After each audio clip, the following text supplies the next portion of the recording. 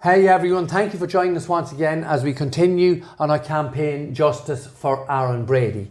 Now, as I said at the end of the last video, sort of the wind up to our sequence of videos where we showed clearly that on Garda Síochána and the authorities curated and manufactured evidence to create a gang that simply doesn't exist, to try and link a gang to Aaron Brady, to show that these people committed the more than robbery at Lordship Credit Union. And I think we showed without any doubt that gang simply doesn't exist. For the simple maths reason, they can't get enough gang members. And it shows how they manipulated evidence, and more importantly how it was shown through the mainstream media, and to create a story that the prosecution and Garda Síochána were able to build on and get a tissue of lies through the court. And I did say at the end of the last video, we'd look in particular at this article here, and it's Garda driver, or getaway driver in Adrian's murder is quizzed by Gardaí. And I said at the end of the last video, we know that the driver was a female of 25 to 30 year old, an Irish female, 25 to 30 year old. We've covered that in the course of previous videos, and the eyewitness who's seen that and told it on a number of occasions, both in our statements and in our testimony on the oath in court. And we have no reason in the world whatsoever to doubt that woman. She was 100% genuine, and she was a senior credit union worker, so her testimony and evidence should be taken very seriously. In fact, it should be taken as fact, as what she's seen. And it's written by a crime correspondent, Mr. Toole. And Mr. O'Toole has been involved in this sort of journalism previously. And I'll just show you again. This is what Mr. O'Toole and the Irish Daily Star in May 2017. US cops bust man who shot Adrian. That's Aaron there. I think you can see quite clearly when you hold it down that it's Aaron Brady. And I think Mr. O'Toole, I'm not sure if this is his or not. Mr. O'Toole again. Garda killer set to become a dad. And that's clearly Aaron. Without a shadow of a doubt, you can see that. And there, that's Aaron. These are all pictures from his Facebook. And this was actually in August 2016. 2017, Aaron wasn't arrested until 2018. So I need you, the Irish public, to see how gutter journalism and the red tops can be used to create and manufacture a story, and this gutter press was used as the base for Aaron's arrest and subsequent charges and conviction. So the foundations was laid. Obviously we were upset when we seen this at the time it was printed, but we were not aware of the significance of it and how the psyche of those other people reporting on it, the jury and the court, were influenced by this. There is no doubt it had to be influenced by this. So this is Mr. O'Toole. That's the calibre of his journalism. And when you see here, Garda killer set to become a dad, US cops bust man who shot Adrian. Mr. Toole, Aaron Brady cannot be the man who shot and murdered Adrian Donoghue. And I think we have shown that without any shadow of a doubt. There is no comeback, or there is no argument that the man who shot Detective Garda Adrian Donoghue was over 6 feet tall. The CCTV footage shows it. Although the footage is grainy, it shows the difference in height of the gunman. The sworn statements and testimony by a Garda of 23 years experience said clearly the man was, in some of his statements he actually said the gunman was 6'2". But let's say the gunman was 6 foot, 6'1". And we know about the other gunman sitting beside him and perspective, and we're aware of that. Mary, the credit union worker who seen the female driver, she said that he was long and athletic, the man who ran past her with the gun. The long bar hanging down alongside his leg. So the man who shot Adrian Donoghue is not Aaron Brady, Mr. Toole. And you have refused to even question in the slightest what you've printed and what has been portrayed by the authorities. nonetheless, we'll move on to this article here, because again, although it looks relatively innocuous, there's some very, very sinister elements to it. Obviously, the getaway driver and Adrian's mother is quizzed by Gardaí. We know Mary, the credit union worker, said it was a 25 to 30-year-old blonde woman. And she had no quibbles about that at all. She says she calls her a stupid bitch for parking in front of her over 50 times. She's looking at her for nearly a minute, which is quite a long time just sitting looking at something. It gives you some indication of what you're looking at. And trying to turn this arrest into the driver is very, very sinister. So where does this information come from, Mr. Toole? Now, we did have an interaction, myself and my daughter and Sonia contacted Mr. Toole because we were concerned and worried about some of the information. And initially we pushed him for the source who told him this information. Now there is some details, times and speeds we'll get into just later on in the video. But initially we wanted to know what the source was. And you can I'll pop up what it's a little paragraph here. There we go. Sources said the arrest had been weeks in the planning and as part of specially choreographed operation to put pressure on all 4 members of the gang who were with Aaron Brady, 29, when he used the shotgun to murder Detective Garda Donoghue at Lordship Credit Union at Balogan. Okay, so the sources, obviously Mr. Toole tells us here, there we go, that he cannot divulge his sources and the part of his work that he needs these sources. So I think we can assume his sources isn't a chef. His sources is not a postman. His sources is not a builder. I'm assuming, and we think we have to assume because they're involved in the case, his sources is a member of An Garda Síochána or someone working in the offices of An Garda Síochána. So this information that has been peddled to this journalist for him to print has to come from An Garda Síochána. So we have to establish that's where the information came from. So we now move on and we're actually going to look at the information itself. And I'm just going to bring this paragraph up onto the screen here for you. Witnesses told detectives that the car passed them at high speed and officers established the vehicle covered the entire escape route to rural South Armagh in just 19 minutes at an average speed of 120 miles an hour. Now, as I said at the beginning, the devil is in the detail, and it's the detail of this article that is suspect and sinister. Because it says here that the officers and the source, whom we're assuming is a member of An Garda Síochána, either on the investigating team or as an administrator, has told the journalist to print these times. So the getaway vehicle leaves the credit union at 9:30 p.m. We know that, that's a fact. 19 minutes to the burn site would leave the getaway vehicle and the alleged getaway vehicle and allegedly a BMW passing Contaminate School, or should be, at 9:45 p.m. But, as we have pointed out before, how these people have manipulated evidence and how it has been analysed. It was paraded in court that 2 vehicles passed Contaminate School at 10:04 and 10:06 p.m. respectively.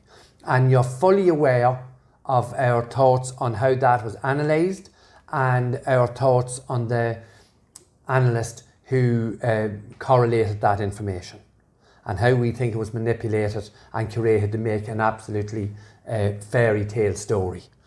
So Mr. O'Toole is printing this, and the sinister aspect of it that we are very concerned with is we see this as an attempt by the authorities in conjunction with their puppet Mr. Toole to put information into the paper that will fit another narrative in relation to putting a male into the getaway driver's seat, where we know for a fact it's 25 to 30-year-old blonde woman.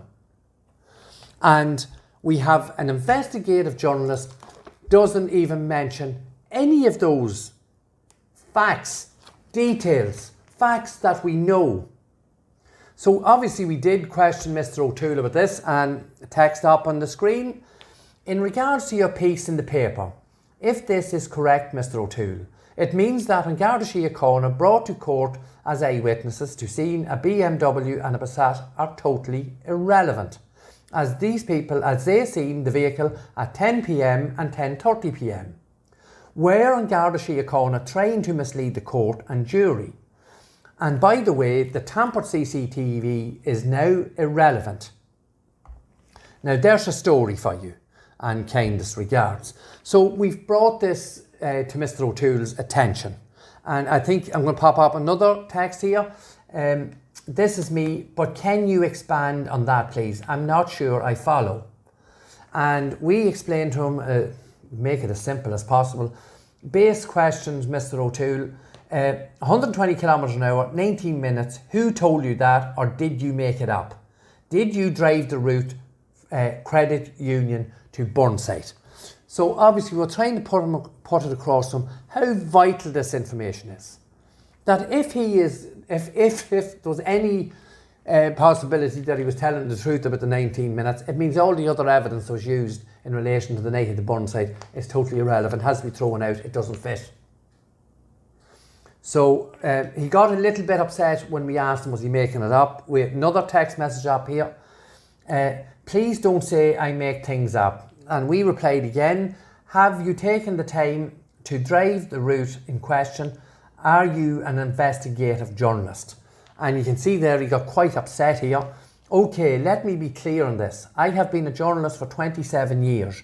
You are in no position to question my professionalism, knowledge of my trade or skills. I'm happy to engage, but not with nonsense.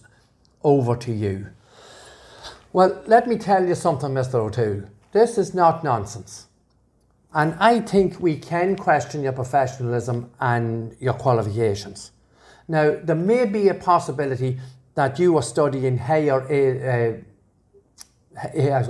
levels or leaving certificate English while maths was going on. Maybe maths wasn't your strong point. But if Billy leaves point A and travels for 19 minutes, what time will he be at point B at? Did you do any of that at school? Because it is vital information, Mr. O'Toole, and neither your qualifications nor professionalism seems to be able to comprehend this. And on top of that, everyone can make mistakes, I understand that.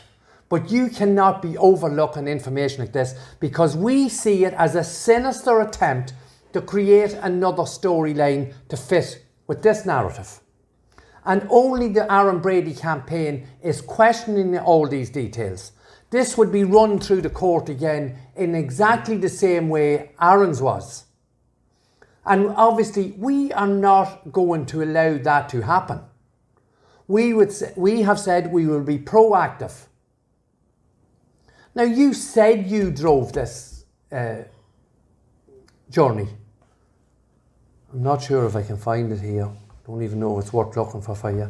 But I do believe you said you drove the journey. Well, if an investigative journalist and you didn't drive the journey and try and time it as high a speed as the, we'd say the speed limit would allow you.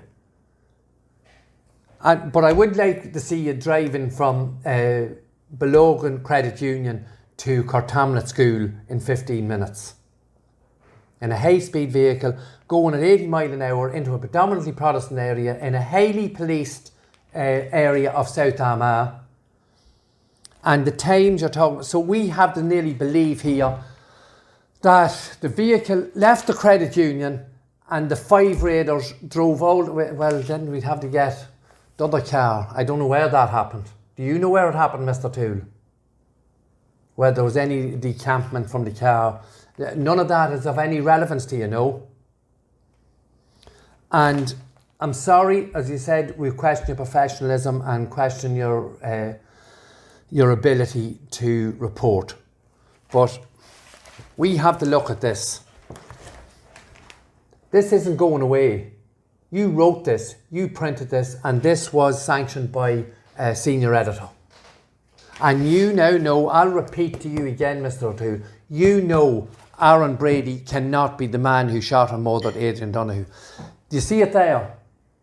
There's it there again for you, Mr. O'Toole, in case you're not sure.